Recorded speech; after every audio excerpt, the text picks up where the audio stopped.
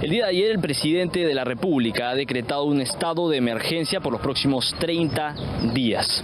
Hemos llegado hoy a Palacio de Gobierno para conversar con el primer ministro y que nos pueda explicar cuáles son las medidas que se plantean para combatir la inseguridad ciudadana y cuáles son otras políticas que se van a implementar para trabajar la economía y transparentar las elecciones del 2026. Doctor, muy buenas tardes y muchísimas gracias por el espacio. En principio, el día de ayer se ha decretado un estado de emergencia por 30 días y quisiéramos poder profundizar un poco con usted qué es lo que está proponiendo el gobierno para hacer con la inseguridad ciudadana, que es una crisis que estamos viviendo casi incesante, ¿no? En primer lugar, todos somos conscientes de que es necesario tomar medidas. A diferencia de antiguos estados de emergencia, este estado de emergencia no es para maquillar la incapacidad de un gobierno, sino por el contrario, hacer el marco jurídico adecuado para permitir que los equipos operativos y los servicios de inteligencia realmente coordinen entre sí para llevar a cabo los objetivos que realmente se quieren. A eso es a lo que se refiere el presidente con esta modalidad de ofensiva, ¿no? Ayer hablaba de que ya no se va a tomar un perfil defensivo, sino ofensivo frente a la criminalidad. Exactamente. Hasta donde yo recuerdo, lo que consistía en un estado de emergencia era sacar a los militares para darle un respiro a la policía, ponerlos en las calles, en algunos cruces de caminos, en paraderos, pero básicamente no se combatía el crimen, porque al final de cuentas, este crimen organizado, estas bandas de extorsionadores actúan como el terrorismo. Pueden estar en el ómnibus en el cual estamos, pueden estar en el colectivo, pueden incluso estar en las asociaciones de padres de familia que compartimos, son los mismos espacios, pero nunca van a estar con un letrero que diga yo formo parte de la banda. Incluso se dice que hay algunos policías ya cooptados por la corrupción que también tienen esta participación. Por tanto, la labor principal es de la inteligencia.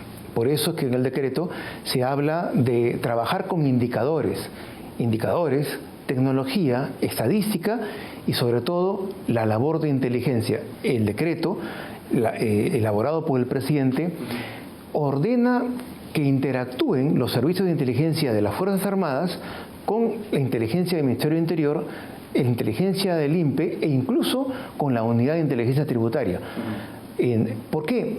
Porque se trata de atacar a un enemigo invisible, a un enemigo que en realidad emplea a gente joven para que sea el que recolecta o el que amenaza. Pero detrás de ellos hay otros componentes que son los que realmente se quiere atacar y detener. Este estado de emergencia no comprende un toque de queda, pero la población se pregunta si es que en algún momento esta medida quizás se va a considerar. La primera pregunta es, ¿el toque de queda contribuye a que no existan o contribuye a impedir o a contrarrestar de alguna medida las amenazas? No, porque quien va a poner una bomba posiblemente sea incluso el vecino del bodeguero o del restaurante o del profesional y no lo sepa nadie. Simplemente sale, pone la bomba y nuevamente vuelve a entrar a su casa. Por tanto, no es útil y, por el contrario, puede afectar gravemente al comercio, al turismo y a otras actividades lícitas. Doctor, la población se pregunta, ¿en 8 meses es un plazo prudente, es un plazo posible para combatir la inseguridad ciudadana? Sí, por supuesto. O sea, todo plazo es susceptible. Ahora, los planes tienen que ser realistas. Yo diría que incluso 8 meses es mucho tiempo porque hay que considerar que ya teniendo a un presidente elegido y ya con la noticia de que está componiendo un gabinete y está implementando las líneas maestras de su plan de gobierno, ya el espacio, la ventana de oportunidad de este gobierno transitorio se acorta. Yo prefiero hablar de 5 o 6 meses efectivos. Esos 5 o 6 meses efectivos tienen que trabajar los servicios de inteligencia en forma unida, sin recelos, sin egoísmo, sin egos, para potenciar el comité de operaciones, que es el que tiene que intervenir a esas bandas, a esos sicarios, a esos extorsionadores. ¿Es posible entonces en estos meses cimentar quizá las estrategias para reformar finalmente la política pública contra la inseguridad ciudadana? Sí, la idea es golpear las bandas y, si es posible, adquirir la tecnología que hoy en día en el mundo entero ya existe. Hay el seguimiento de los chips, el seguimiento a los teléfonos celulares, hay una gama diversa que inclusive ha sido aportes de los congresistas. Ahora, en estos días que he estado recorriendo las bancadas, ellos mismos han estado aportando a la figura, a los lineamientos del presidente. Un tema que es fundamental es el presupuesto que tiene la policía, que tiene el Ministerio Público y que se deriva al combate de la inseguridad ciudadana, al combate del crimen organizado.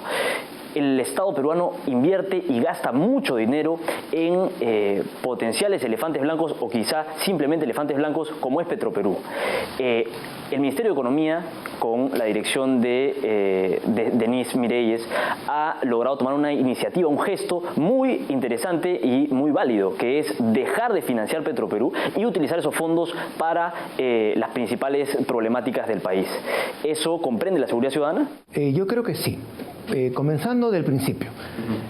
Este gobierno no tiene que evaluar, no tiene que medirse, autolimitarse, considerando los resultados de una campaña electoral o de las próximas elecciones.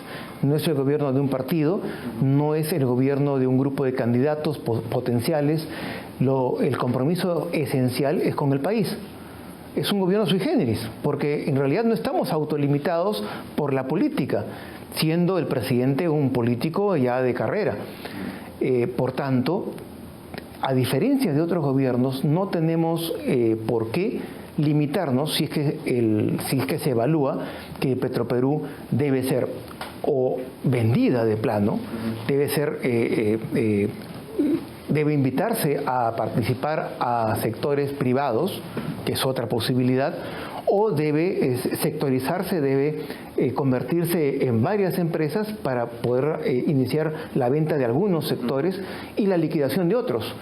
Por tanto, el Estado peruano, o sea, el Perú ha gastado millones, miles de millones de dólares en algo que no era rentable y, al final de cuentas, los políticos y los gobernantes que han hecho eso posible, ese gasto innecesario, tienen que responder ante la historia. Permítame hacerle dos preguntas para cerrar.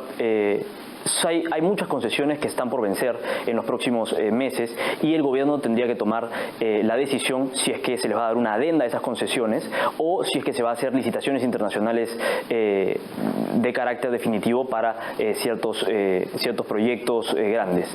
¿Qué postura va a tomar el gobierno frente a eso? Está en evaluación. Justamente el presidente nos había advertido de que tiene técnicos en ambos, digamos, en posiciones divergentes, y él está escuchando conjuntamente con su ministro de Energía y Minas las posibilidades y las va a transmitir, las va a expresar en un Consejo de Ministros, pero en su oportunidad. Eso está siendo evaluado. Doctor, me gustaría pedirle una reflexión. Usted finalmente está cerrando este quinquenio, un quinquenio definitivamente alborotado, impredecible, con 3 presidentes, 10 gabinetes ministeriales, y nos acercamos a un proceso electoral que esperamos todos nos pueda dar un poco más de paz y tranquilidad. ¿Cómo se puede garantizar elecciones transparentes y limpias en el 2026? En primer lugar, con un gobierno que no intervenga a favor de nadie, un gobierno que garantice la imparcialidad y sobre todo garantice la paz.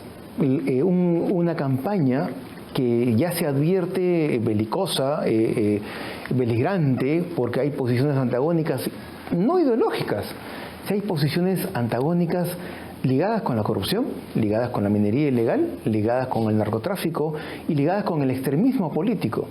Por tanto, este gobierno lo que tiene que hacer esencialmente es garantizar el orden, la paz y la seguridad de todos aquellos que van a participar en forma activa en la campaña electoral, y este gobierno va a permanecer imparcial porque en realidad no tiene mayor interés que el de dejar un legado para el futuro de los peruanos. Muy bien, excelente entrevista, Alfonso Bahía Mato, que lo pone en una posición que creo es de mucho interés para los peruanos, que no creemos en el despilfarro de los miles de millones en Petroperú, por ejemplo. Y hace la comparación con, oiga, esta debacle financiera que es Petroperú, que los propios funcionarios de Petroperú le dicen al Estado, ya no me des más plata, esto es inmoral, se va a perder, por favor, no más rescates. O sea, los propios directivos de Petroperú le dicen, ya no más, ¿no? Bueno, ahí hay una respuesta y un correlato. Sí, vamos a quitarle el financiamiento, como ha adelantado la ministra de Economía y Finanzas. Puede ser vendida de plano, no sé quién va a comprar eso. Se puede llamar al sector privado para que participe en parte, o se puede liquidar, ¿no? Se puede ir viendo qué cosas se pueden vender, qué activos se pueden vender y dejar, ¿no?, de tener esta herida abierta. Y muy interesante ya a nivel de reflexión política que hace el Premier, es que se han metido miles de millones por una decisión política equivocada y hemos perdido un montón de plata de todos los contribuyentes. Y esas personas que aprobaron esa refacción y esa inversión absolutamente descabellada en además una fuente de energía que ya hoy es obsoleta, no han pasado por ningún tipo de proceso, no se les ha pedido que rindan cuentas, cuánta plata hemos perdido, en qué problemas nos han hundido, ¿no?, con esta decisión de fortalecer Petroperú, ¿no? Querían tener su Brascan, su PDVSA seguro, ¿no?, al estilo bolivariano, los Humala aquí en el Perú. Pero vean ustedes cómo nos hunden, ¿no?, con este tipo de hechos. El Perú es un país sui generis, sí, es un país sui generis.